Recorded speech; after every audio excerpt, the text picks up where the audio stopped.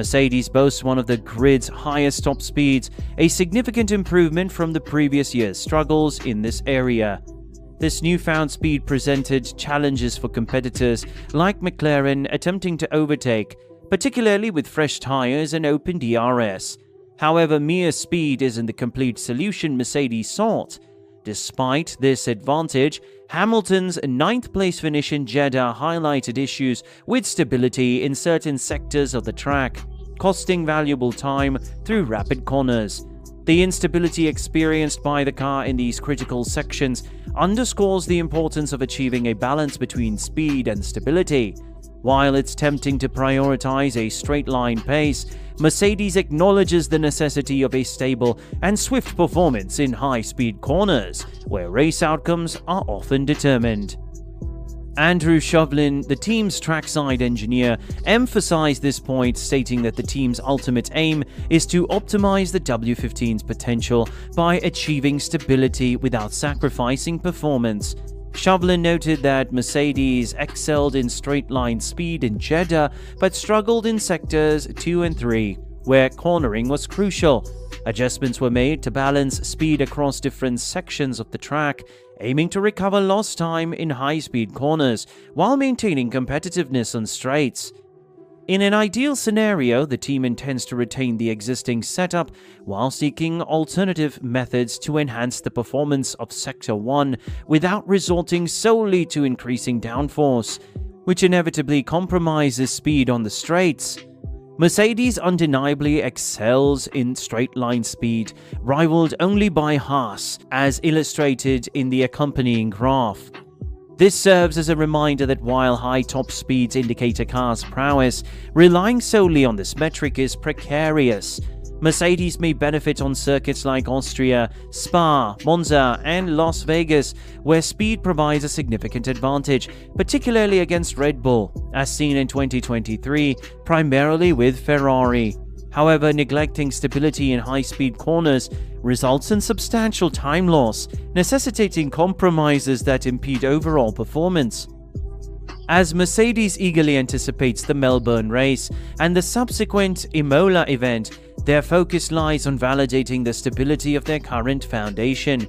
Presently, like every team, they refine the launch specification of their car, acknowledging the substantial improvements required to challenge Red Bull for victories.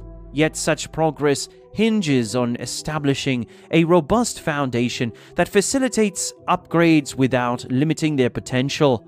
According to Wolff, Mercedes possesses this foundational stability, but they exercise caution in implementing upgrades to avoid veering off course amidst regulatory changes. Delaying upgrades until Imola allows for incremental progress towards competitiveness in 2025, given the consistency in regulations and car specifications. Nonetheless, Mercedes grapples with more than just a deficit in high-speed corners with the W15. While their reliance on top speed persists in certain segments of the upcoming Melbourne Grand Prix, the absence of upgrades and the extensive experimentation hint at an ongoing learning curve with the W15's behavior. While this isn't necessarily alarming due to the novelty of the concept and design, concerns arise as old issues such as porpoising and instability resurface, persisting despite the new approach with the W15. The team has identified a pressing issue that needs immediate action. Hamilton's recent statement has raised concerns, hinting at the possibility that Mercedes might have flattered in car construction for the third consecutive year, a situation that he might have foreseen even before transitioning to Ferrari. Shovlin discussed the discrepancies in the car's behavior between qualifying and the main race. He mentioned several factors contributing to the lack of performance in high-speed corners, including balance issues and proximity to track walls, leading to unsettling moments for drivers. These challenges persisted in both qualifying and the race, albeit to a lesser extent in the latter due to increased fuel load and reduced speeds. Fundamental issues such as insufficient grip plagued the W15, despite its status as the second fastest car in terms of top speed, trailing only behind Haas. However, this speed advantage holds little significance. if it cannot be effectively translated into cornering performance, which is the primary goal of every F1 team's technological endeavors. The inability to harness speed and stability in corners underscores Mercedes' current predicament. Adding to the challenge is the unlikelihood of Hamilton's assistance in addressing these shortcomings following his imminent departure. Mercedes seems to have pursued a design more aligned with Russell's driving style, as evidenced by Hamilton's remarks about advocating against the zero-pod design for 2 years, only to be dismissed by the engineers. While they eventually admitted their mistake, it appears too late to rectify the situation. Despite the alteration made primarily based on Hamilton's input before he announced joining Ferrari, despite these efforts, the car's performance remains unsatisfactory. In an expansive discussion, Hamilton expressed unwavering conviction regarding the urgent necessity for improvement, emphasizing the pivotal moment at hand. Failure to address shortcomings would not only result in losing ground to competitors like Ferrari, McLaren, and Mercedes, but also risk being outpaced by Aston Martin, their affiliate team, which is poised to narrow the gap to Red Bull with an extensive series of upgrades slated for the AMR 24.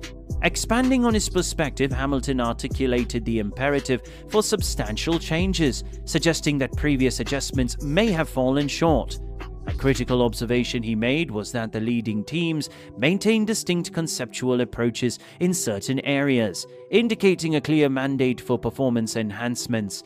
Reflecting on recent challenges, Hamilton highlighted the demanding nature of maintaining stability at high speeds, particularly referencing unsettling experiences during the Bahrain and Jeddah races.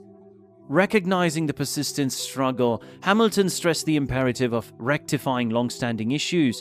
He underscores the urgency by noting that consecutive years of grappling with these issues necessitate decisive action to reclaim competitive prowess. Despite his resolve to address the challenges, speculation arises about Hamilton's commitment, given his impending transition to Ferrari in the upcoming season. This transition could potentially dilute his investment in Mercedes' current predicaments. Nevertheless, Hamilton's performance in the early races has yielded modest returns, accumulating only 8 points. Concerns linger over the prospect of continued challenges facing the W15 model, with Melbourne poised to unveil further hurdles.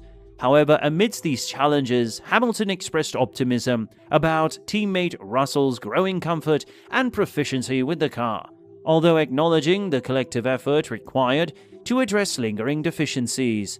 In light of these developments, the question arises, does Mercedes possess the requisite capability to engineer a turnaround in 2024? Moreover, is there a possibility that their quest for race victories and championships may extend into 2026? Share your insights and opinions on these pertinent questions in the comments section below.